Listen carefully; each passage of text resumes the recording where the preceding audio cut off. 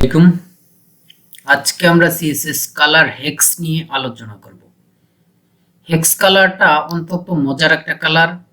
ডেভেলপাররা বুঝে হোক না বুঝে হোক, জেনে হোক না জেনে হোক, এই হেক্স কালারটা হিউজ পরিমাণ ইউজ করে। আপনিও করবেন, কারণ হেক্স কালারটা অত্যন্ত সুন্দর একটা কালার, কিছু কোডের সমন্বয়।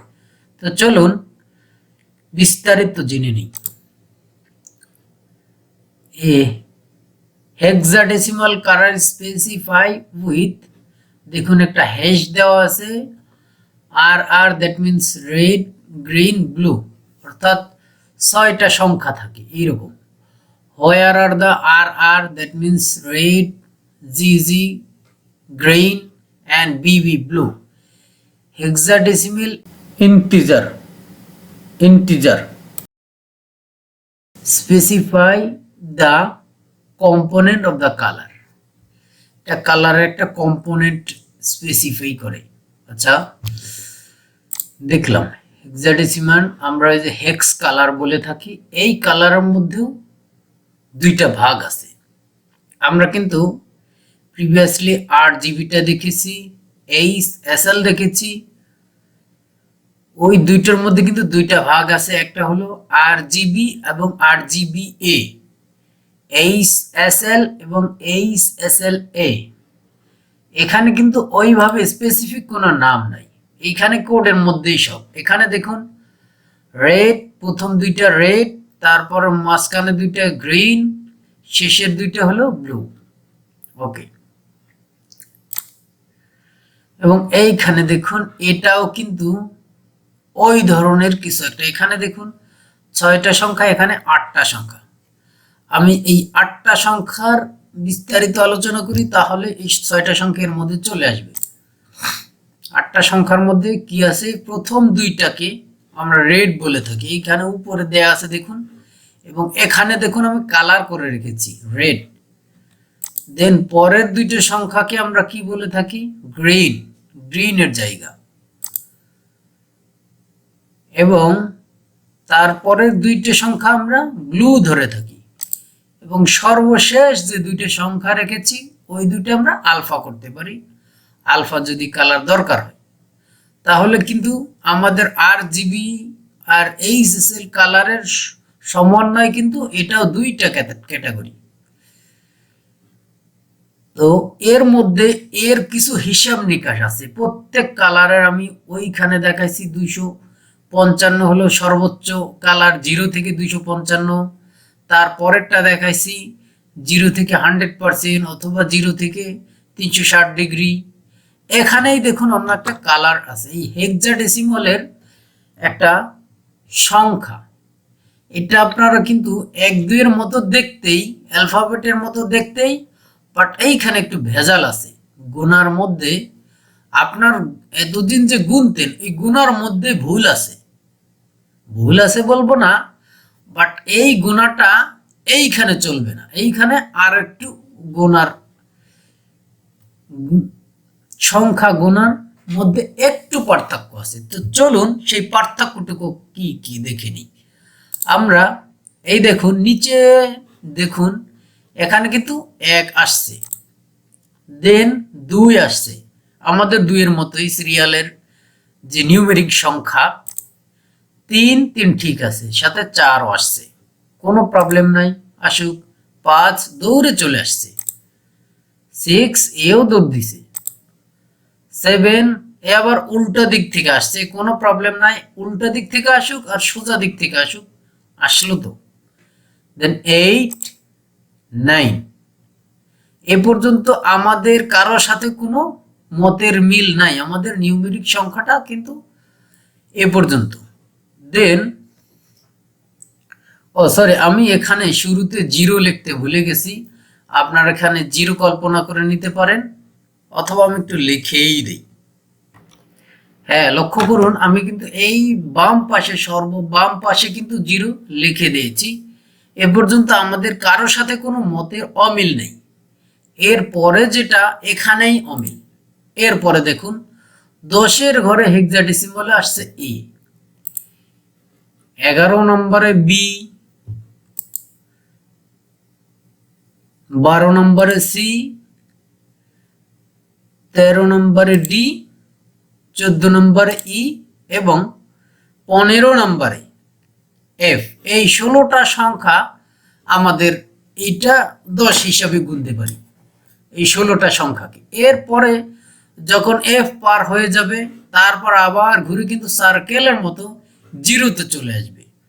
চলুন বিষয়টা আমরা কাজ করতে করতে একটু ভালোভাবে বুঝবো। প্রত্যেক পর্বের মতো এ পর্বেও আমরা ব্যতিক্রম কিছুই করিনি। আমরা মূল ব্রাঞ্চ থেকে অর্থাৎ প্রিভিয়াস ব্রাঞ্চ থেকে চেক আউট করে নতুন ব্রাঞ্চে চলে আসছি। আমরা কোড এডিটরটা ওপেন করব। আমাদের যেই কোড লেখা কোড ডট দিয়ে আমরা প্রিভিয়াস পর্বের কন্টেন্টগুলো এখানে রেখে দিয়েছি। আমরা গো লাইভে চলে যাই প্রথমে দেখতে কেমন আছে। দেখুন আর আমাদের লেখাটা কিন্তু এই রকম দেখাচ্ছে। এইখানে আমরা যে হেক্স কোডে কাজ করব সেটা কিন্তু কালো হয়ে আছে, এখানে কিন্তু ভালোভাবে বুঝতেছি না, আমি মার্ক করতেছি বিধায় আপনারা হয়তোবা দেখতে পাচ্ছেন। তো কোনো ব্যাপার না, এটা আমরা আরো ভালো করে দেখব। তো চলুন সেই ক্ষেত্রে আমাদের এখানে আর্টিকেলে আমরা একটা ক্লাস লিখে নিই। ক্লাস থার্ড লিখতে পারি আর আমরা হলে হেক্স আর্টিকেল। আচ্ছা, হেক্স আর্টিকেল লিখে এই ফাইলটা সেভ করে দিলাম। ক্লাসটা আমরা কপি করে নিয়ে সুন্দর করে আমরা এইখানে একটা কমেন্ট করে দিতে পারি।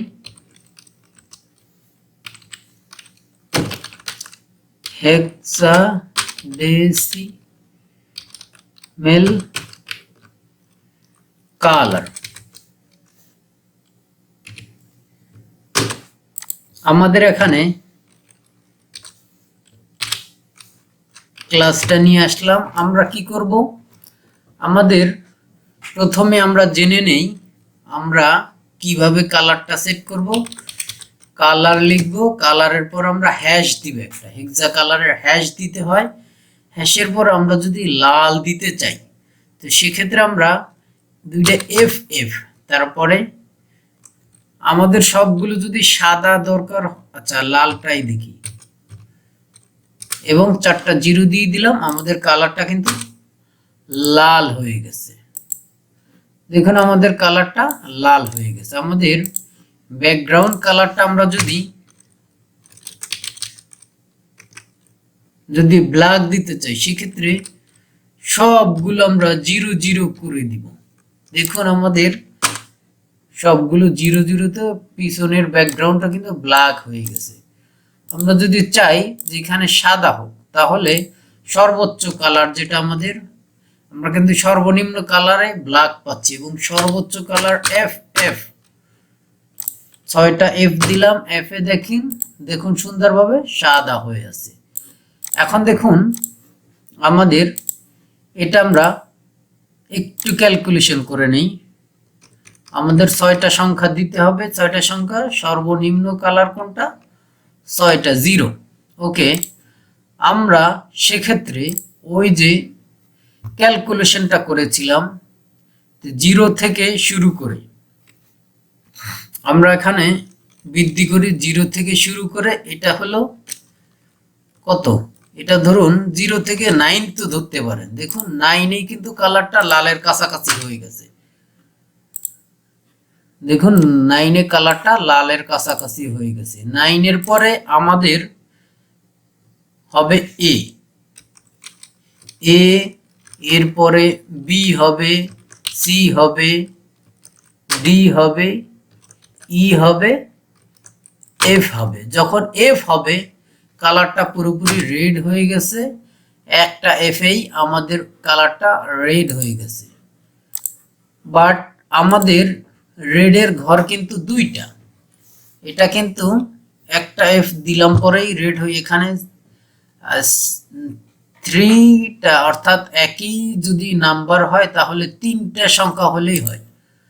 আচ্ছা সেটা বিষয় না, বিষয়টা হলো আমি ওইটা একটু পরে বলি, আগে এখানে দেখি। এরপরে যখনই আমাদের এই যে আমরা 10 হলে কি করি, 10-এর পরে আবার 1 হলো আমাদের এই দিকে চলে যায়, 1 হলো এইদিকে চলে যাওয়ার পরে 10-এর 1-এর যে সংখ্যাটা এদিকে চলে যায়, এরপরে আবার 0 থেকে গুনি নাকি, 0 থেকে গোনা শুরু করি।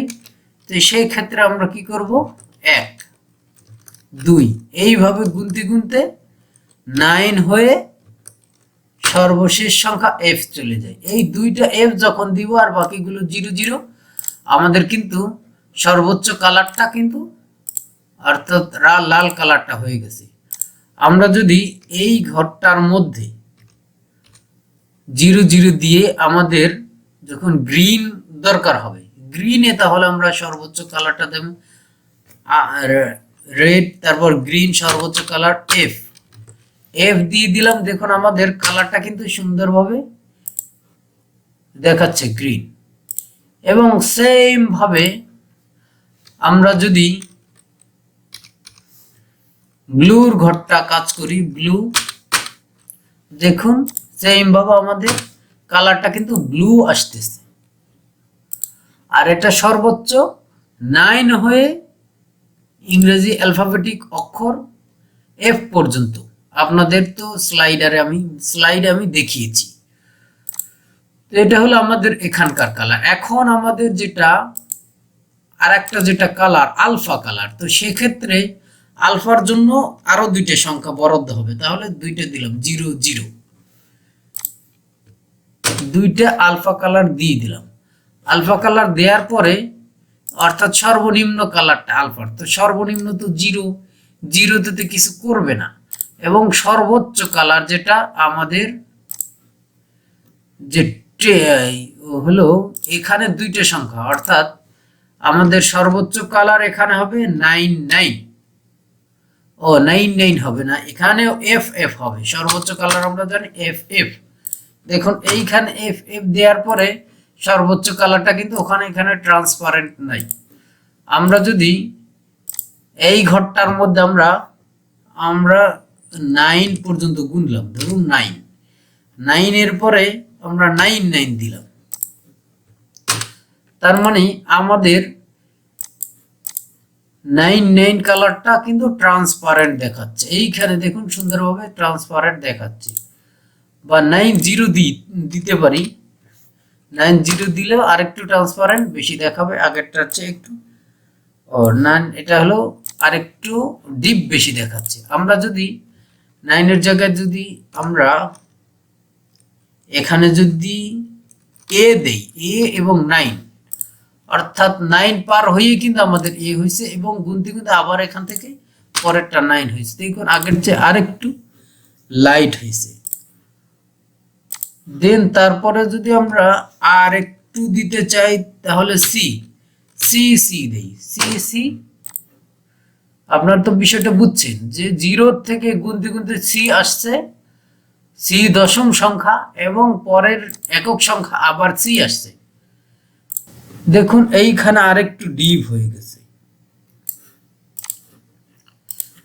আর আমাদের সর্বোচ্চ কালারটা হলো এফ। এইখানে কিন্তু পুরোপুরি কালার হয়ে গেছে। আর পুরোপুরি ট্রান্সপারেন্ট দিতে হলে আমাদের পুরোপুরি ট্রান্সপারেন্টটা সেটা হলো, আচ্ছা 1 2 দিই, 1 2তে একবারে শুরুর কালার যেটা 1 1 দিই, 1 1 দিলে একবার পুরোপুরি ট্রান্সপারেন্ট পিছনেরটা দেখাচ্ছে। বাট এইখানে হালকা একটু ট্রান্সপারেন্ট, যেটা হালকা একটু লক্ষ্য করলে বুঝবেন। তো আমরা এইখানে যদি 5 দেই, যে আমাদের 5 পঞ্চম ঘর পর্যন্ত চলে আসছে, তো সেক্ষেত্রে কিন্তু ট্রান্সপারেন্ট আর একটু বেশি দেখাবে। এইটাই হলো আমাদের এই হেক্স কালারের ক্যারিশমা। তো আমরা হেক্স কালারটা সুন্দরভাবে বুঝলাম, এবং হেক্স কালারের কয়েকটা সংখ্যার মধ্যে লিমিটেশন, এই লিমিটেশনটা কিন্তু আমার নিজেরও ভালোভাবে জানা ছিল না। আপনাদের শেখানোর সাথে সাথে আমার বিষয়টা শেখা হলো। তো বিষয়টা কিন্তু অত্যন্ত জরুরি জানা, যে আমাদের এর এরিয়া কত। আমরা তো একটা জিনিস ব্যবহার করতেছি, এর সর্বোচ্চ সীমা, সর্বনিম্ন সীমা, এটা দিয়ে কিভাবে কোনটা দিয়ে কি হচ্ছে, এইগুলো জানাটা কিন্তু অত্যন্ত জরুরি। আমরা যখন কোনো একটা প্রজেক্টে কাজ করব, ক্লায়েন্টের প্রজেক্টে কাজ করব, তখন এই ক্যালকুলেশনটা আমাদের তখন কাজে দিবে।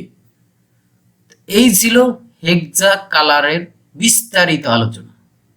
এই আলোচনার মাধ্যমে আমরা কিন্তু 3টা পর্বে 3টা কালারের এমনভাবে আলোচনা করেছি, আমার মনে হয় না কোনো প্রিমিয়াম কোনো কোর্স থেকেও আপনারা কালার সম্পর্কে এত বিস্তারিত একবারে পুঙ্খানুপুঙ্খানুভাবে এই আলোচনাটা আপনারা পাবেন। তো ধৈর্য ধরেন, আরও ভালো কিছু নিয়ে আসতেছি আপনাদের জন্য।